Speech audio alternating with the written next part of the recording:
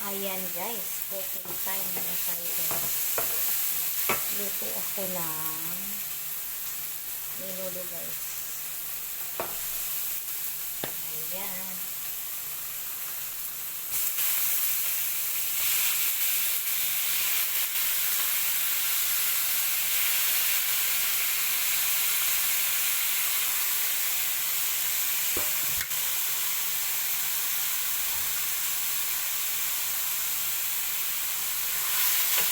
Pag nagluto tayo ng menudo guys, yung pork, marinate muna natin para masarap.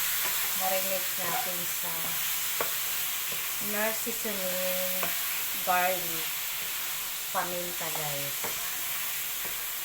And then, hindi kami naglalagay ng pampasarap dito. Para iwas sa guys.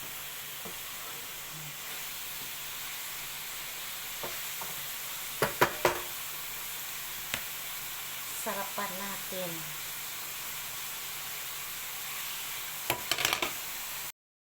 Ayan yung karne guys.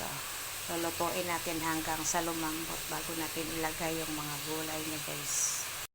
Simple menudo lang yung aking gagawin guys. Kung ano lang ang meron dito sa bahay. Ayan. Ayan guys.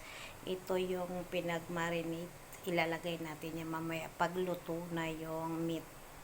Ilagay din tayo guys ng daon ng laurel, paminta at nag-add tayo ng konting salt. And then ngayon guys ay ilalagay na natin yung pinag-marinate niyan guys. Ayan.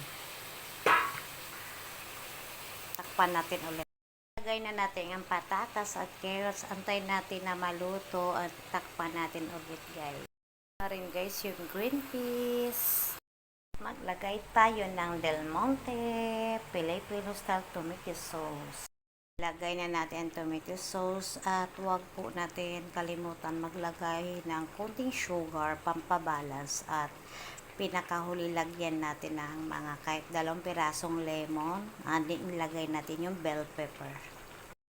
Ngayon kasi luto na ating tikman guys. Masarap na.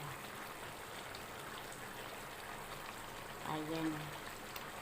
Init. Ang sarap. Thanks for watching guys.